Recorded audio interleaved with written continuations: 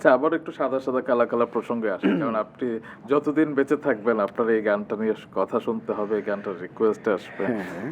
এই গানটির অনেক গল্প আছে, পেছনের গল্প। অনেক, আপনারা অনেক। ৩ বছর ধরে, আপনি যেটা বলছিলেন সাদা সাদা কালা কালা সকালবেলা রেকর্ড হচ্ছে, কিন্তু রেকর্ডটা তো আসলে একদিনে হয় না, না, না, আপনারা না, অনেক, ৩ অনেক। বছর লেগেছিলেন। হ্যাঁ, আপনি ৩.৫ অনেক বছর। দোকানদারকে বিরক্ত করেছেন, কেন সেটি বলেন? আসলে কি মেজবাহুর রহমান সুমন ভাই, আমি আপনি বলেন না যে উনি তো একটা অন্য মানুষ আসলে। এটা অবশ্যই, অবশ্যই। আপনাদের সাথে তো আরো বেশি Connected. কানেক্টেড। কারণ হাওয়া সিনেমা তো আপনাদের ইয়াতে ছিল। তো সুমন ভাইকে সুমন ভাইকে আমি সবসময় ওনার সাথে দেখা হইলে বলি যে আমার ওই সময়ের সময়টাতে আসলে সুমন ভাই যদি আমাকে এইভাবে আসলে সাপোর্ট না করতেন, আমি আসলে এতটুক আসতে পারতাম না আসলে। সো সবই স্রষ্টার ইচ্ছা। তো সুমন ভাইকে আমি সবসময় বলি যে ভাই, আপনি হচ্ছেন আমাকে নতুন ডাইমেনশন দিয়েছেন।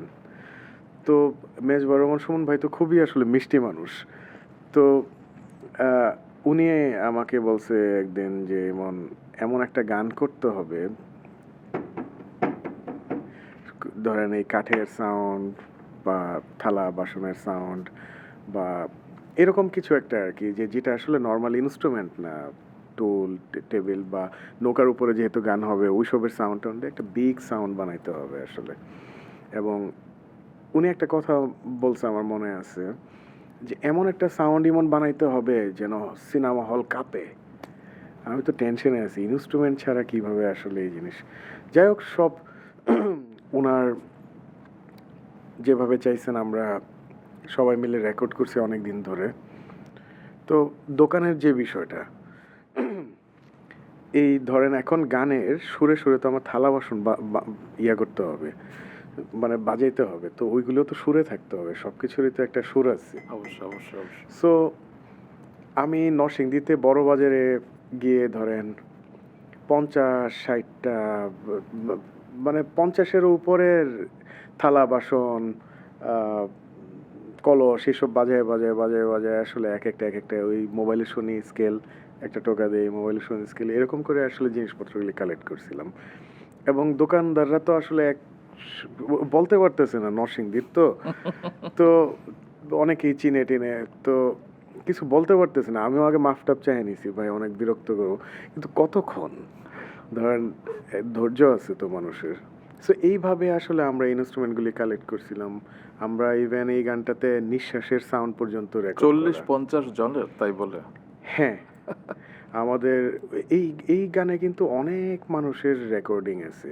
ইভেন মেন ভোকাল শিবলু ভাই ছাড়াও কিন্তু এখানে আরো অনেকেই গান গেয়েছিল। যেমন? যেমন আমাদের নাসির ভাই। আচ্ছা। তো আহ, তারপর চঞ্চল ভাই? চঞ্চল ভাইকে ওনারা প্রথম থেকেই সুমন ভাই চায় নাই চঞ্চল ভাই গাক, কারণ চঞ্চল ভাইয়ের ভয়েসটা তো খুবই পরিচিত, আর ওইখানে তো উনি নাই। আচ্ছা। মানে উনি তো আসলে কাহিনীর মধ্যে অন্য জায়গায় ছিল। সো আর পরিচিত তো উনি, সুমন ভাই চায় নাই পরিচিত ভয়েস থাকুক, তো বাবলু ভাই নামের একজন ভয়েস দিছিল, তারপর মরা ভাই নামের একজন, ওনারা ভয়েস ছিল। বাট ফাইনালি আসলে আমরা শিবলু ভাইয়ের ভয়েসটাই রাখছিলাম। তবে শিবলু ভাই নাকি এই গানটা প্রায় ৩০০-৩৫০ বার টেক দিয়েছেন।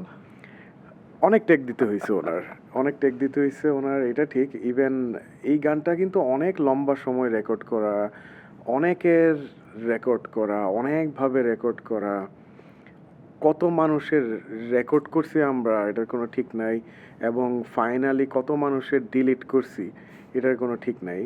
ফাইনালি আমার এখনো পর্যন্ত আমার কাছে প্রজেক্ট আছে, আমি মাঝে মাঝে এমনি খুলি, যে আছে না যে বিভিন্ন প্রয়োজনে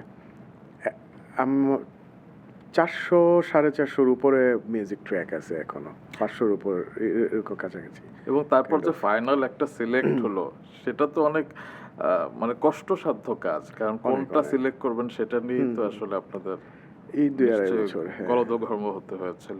অনেক অনেক অনেক। সুমন ভাই হয়তো বা আমার স্টুডিওতে 100-200 বার মনে হয় 4 তলায় উঠছে, নামছে, এরকম হইতে পারে। এবং যেহেতু একটা র ইনস্ট্রুমেন্ট ছিল, আপনাদের কর্ডের নাকি কোনো ব্যাকআপ নেই? এখানে কোনো কর্ডের ব্যাকআপ ছিল না। কোনো কর্ডই ব্যাকআপ ছিল না। এখানে আসলে সুরেলা কোনো ইনস্ট্রুমেন্ট ছিল না আসলে শুরু থেকে। একটা খমক ছিল, এটাও আসলে ওইরকম সুর যদি কাছাকাছি একটু সুর ধরতে চান তাইলে এটা আসলে খমক।